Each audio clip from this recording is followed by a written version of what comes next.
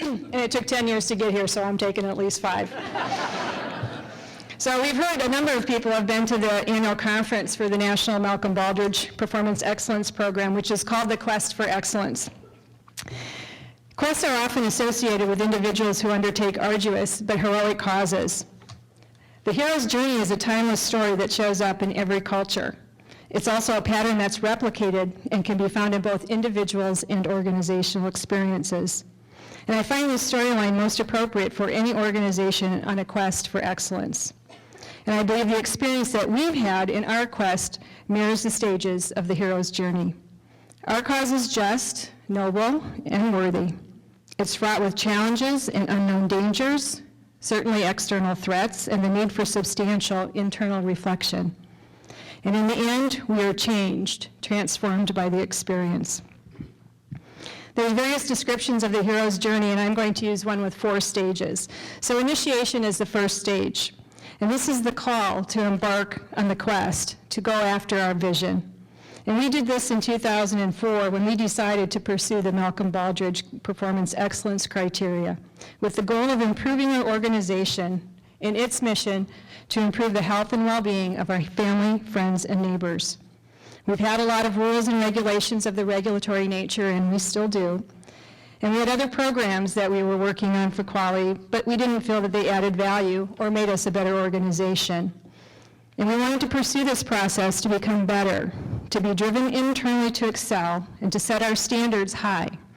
Because the work of our organization matters to a lot of people, and it matters to us. And one aspect of this phase is that we find mentors to guide us. And for us, this was MCQ at the time, now Penn. And it was also organizations who had won the National Baldrige Award. And when we found out about this, the first year we went to the quest was the year that SSM won the first award for healthcare. The descent is the next stage. In this phase, we understand what our quest really entails. Allies and enemies emerge, and we are constantly tested. We learned about the criteria. We learned to become evaluators. We learned how to write an application. And we learned how far we had to go. And this is where we came face to face with our fears, where our insecurities were uncovered and failure seemed probable.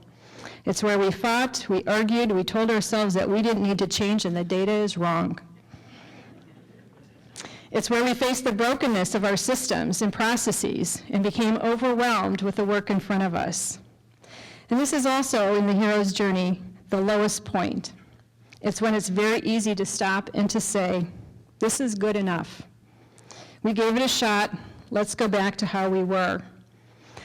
The problem was that where we were was not where we wanted to be, and it was insufficient. We persevered because good enough was not what we were after. It is in this stage where we crossed a threshold in our experience, and our evaluators became our allies, and we recognized the enemy as ourselves, and it was the beginning of our transformation. Transformation is the third stage, and during this time, many things come together to conspire and test our resolve. And what was most important in this stage was not the tests that we faced so much as how we responded to them. And during this phase, the hero, the organization, faces a supreme ordeal that's really akin to a life or death experience, or a death and rebirth experience. In our situation, this showed up as a merger with 2 clinic organizations, immediately followed by the economic recession across the country. And the convergence of these factors challenged every aspect of our organization. And again, it would have been very easy to say, we don't have time to pursue the Baldrige criteria. It's during this stage that the hero experiences a lot of self-discovery and revelation. What we discovered was that the criteria was in our DNA. It was how we operated. It's provided us guidance and support. And as the separate organizations died, a new one was created. And we did not waste opportunities to learn, to improve, to do better, and in so doing, traveled closer to our destination. We discovered what we were made of. We believed in our quest, and we trusted the process.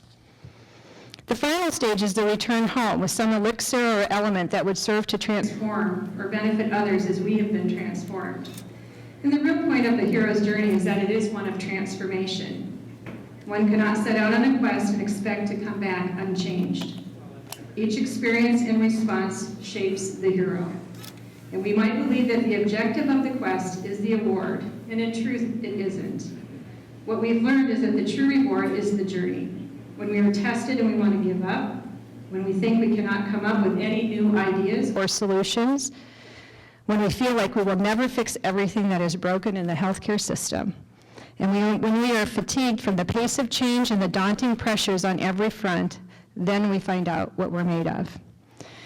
One reward of our quest is the Excellence Award that we're receiving today. And I will tell you, along with all of my colleagues here, I love being here right now to accept it. This award validates our nearly 10-year journey, and we are deeply grateful to receive it.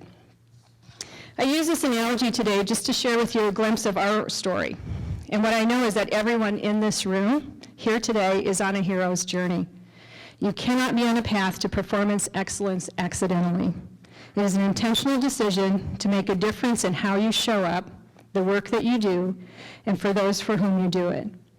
Staying the course takes heart and courage as we put our leadership toward creating a future worth having.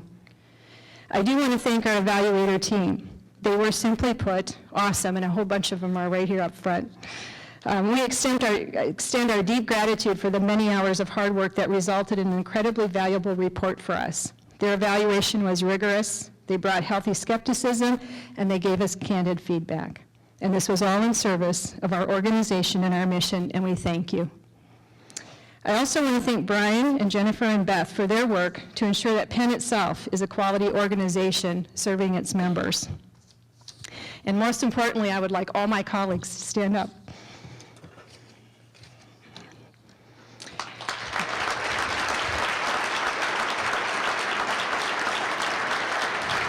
We are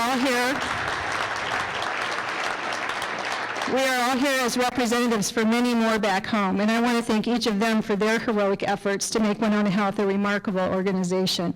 I couldn't ask for more committed and hardworking colleagues on this journey.